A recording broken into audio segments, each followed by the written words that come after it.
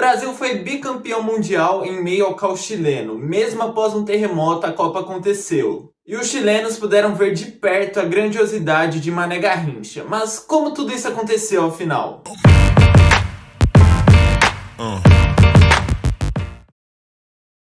Bom, 4 países lutavam para sediar a Copa do Mundo. Eles eram a Argentina, a Alemanha, a Espanha e o Chile. Mas como os 2 últimos mundiais aconteceram na Europa, a FIFA deixou sua tão preciosa Copa do Mundo nas mãos dos sul-americanos. Os chilenos venceram os argentinos em uma votação feita pelos países membros da FIFA em 1956. Para o Chile receber uma Copa do Mundo ele devia estar mil maravilhas, né? Pois é, não tava não. O país passava por uma crise econômica e também tinha sofrido um terremoto pouco tempo antes.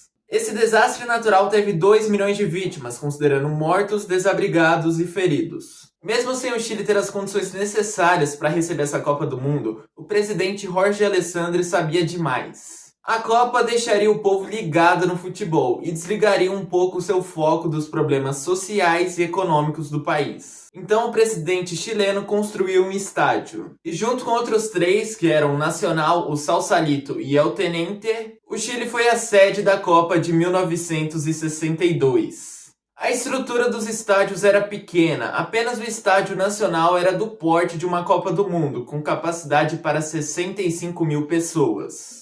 O Chile não era um país desenvolvido, então ele não tinha tantos recursos, principalmente depois do terremoto. 49 países lutaram para se classificarem ao Mundial jogando as eliminatórias. No fim, 6 americanos e 10 europeus disputaram a competição. O Brasil já estava no Mundial por ser o atual campeão, e o Chile também por ser o país sede. Já as seleções estreantes eram a Bulgária e a Colômbia. O regulamento era simples, 4 grupos com 4 seleções, e as 2 primeiras passavam para as quartas, até o campeão ser definido na final, sem muito segredo. Diferentemente da Copa anterior, os anfitriões tinham uma torcida fervorosa, que ainda foi inflamada por conta do artigo de 2 jornalistas italianos que detonaram a vida no Chile. Ainda existia aquela teoria de Mussolini que todas as pessoas com pais italianos pertenciam à sua nação, o que causou a naturalização de alguns chilenos em italianos. E olheiros italianos obviamente observavam jogadores latino-americanos que podiam reforçar o seu plantel. As 2 seleções se enfrentaram em uma partida na fase de grupos, um jogo que ficou marcado pela violência extrema e vitória chilena. Mesmo com a pancadaria rolando solta, só os europeus foram expulsos. Além desse jogo, outros muitos foram marcados por entradas duríssimas. Então a FIFA entrou em ação e convocou os chefes das delegações e falou para eles que os times que jogassem violentamente seriam expulsos da Copa. Enfim, o Brasil era a grande seleção favorita ao título da Copa de 1962 e a expectativa por um jogo bonito era grande. Mas infelizmente a competição ficou marcada pela violência e também por conta das decisões dos árbitros que foram interferidas por conta do ambiente externo. Como foi o caso do árbitro Ken Aston no jogo entre Chile e Itália. A base do time campeão do Brasil em 1958 se manteve, com 14 remanescentes no plantel, causando a diminuição do desempenho da seleção por ter jogadores mais cansados, mas que eram mais experientes e ajudaram na conquista do bicampeonato. Resumindo, esse foi um dos grandes exemplos, se não for o maior, daquela velha história, né? Que time que tá ganhando não se mexe. Paulo Machado de Carvalho continuou com sua comissão e com seu plano bem profissional. Porém, Feola se afastou do posto de treinador por problemas de saúde e Aimoré Moreira assumiu a função. Aimoré dialogava mais com os jogadores, sendo mais compreensível. Seu início foi muito empolgante, com aproveitamento de 100% nos amistosos. Muitos jogadores foram testados, mas apenas 8 iriam jogar a Copa pela primeira vez. Na convocação inicial foram convocados mais jogadores e um por posição seria cortado, assim como aconteceu na Copa de 58. Julinho Botelho foi cortado novamente, mas agora por opção própria, por conta de uma lesão. Já Mazzola perdeu a chance de ser bicampeão porque se naturalizou italiano. Na primeira lista dos convocados apareciam 41 jogadores, ou seja, existiriam muitos cortes por ali. E talvez o mais impactante foi de Quarentinha, o maior artilheiro da história do Botafogo, que tinha um canhão nas pernas. Ele não estava 100% fisicamente e isso atrapalhou a sua presença na Copa. Mas no livro O Artilheiro que Não Sorria, do Rafael Cazé, é contado que pode ter sido um pouco além disso. Quarentinha contava para sua esposa que Pelé tirou ele da convocação para seu amigo Coutinho poder jogar a Copa. Ou seja, o rei fez um lobby contra o craque do Botafogo. Didi ainda confirmou essa história. Não é certeza a veracidade dessa história, mas ela fica um pouco mais credível olhando outro acontecimento.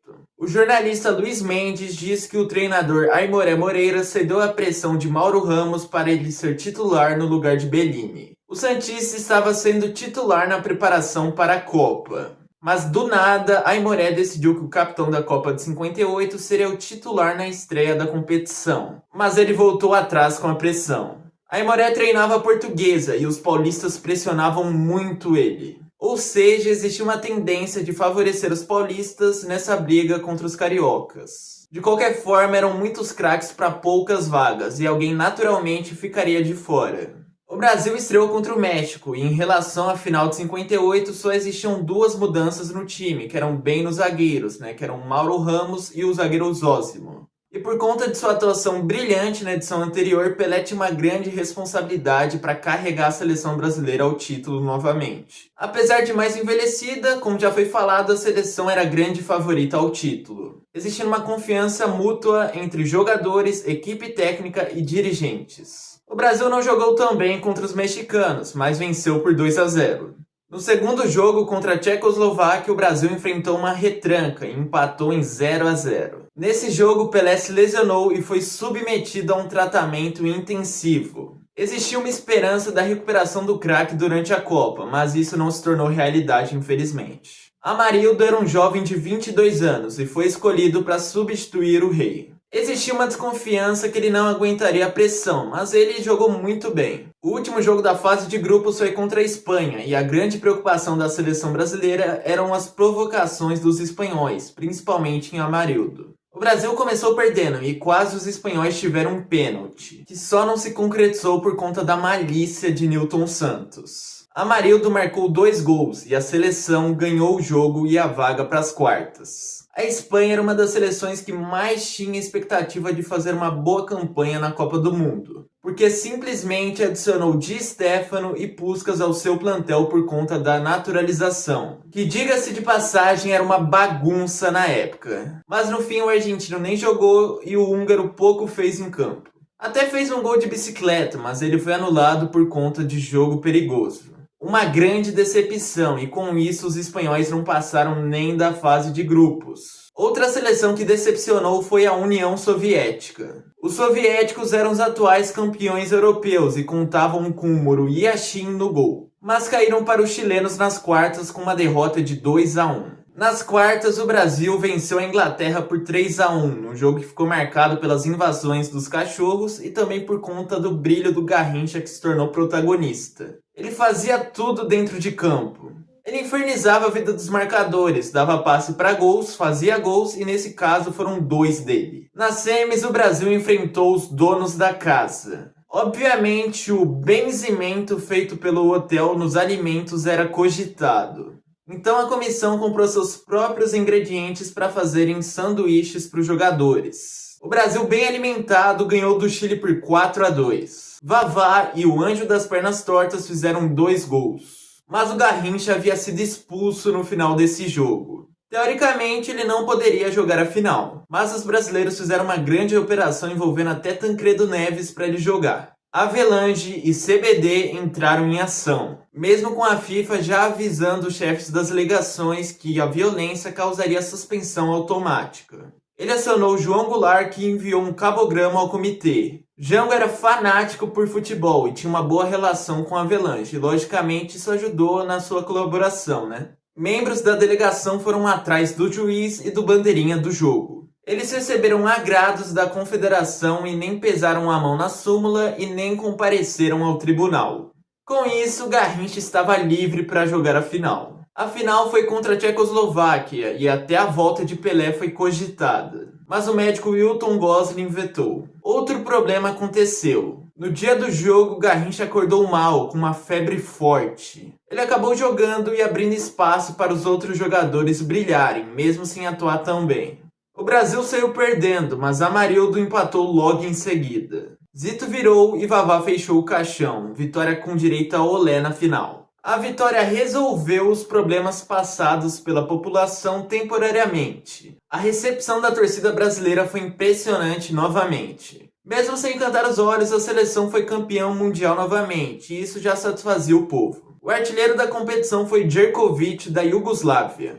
Ele fez 5 gols, e um deles foi descoberto só depois de um tempo, já que o árbitro errou no preenchimento da súmula. Por isso, ao final da competição, existiam 6 artilheiros com 4 gols na competição, incluindo Garrincha e Vavá. Mas no fim, esse iugoslavo foi quem fez mais gols mesmo. Enfim, com essa vitória, o Brasil se reafirmou como o país do futebol. Mesmo sem Pelé, nos mostramos superiores. E Garrincha fez uma das maiores atuações individuais em uma Copa. Bom, meu nome é Matheus e se você gostou do vídeo eu peço que você deixe seu like para ajudar na recomendação e no alcance do vídeo. Também peço que você ative o sininho e se inscreva no canal para não perder nenhum conteúdo novo. E no mais, é isso. Então tchau e até logo!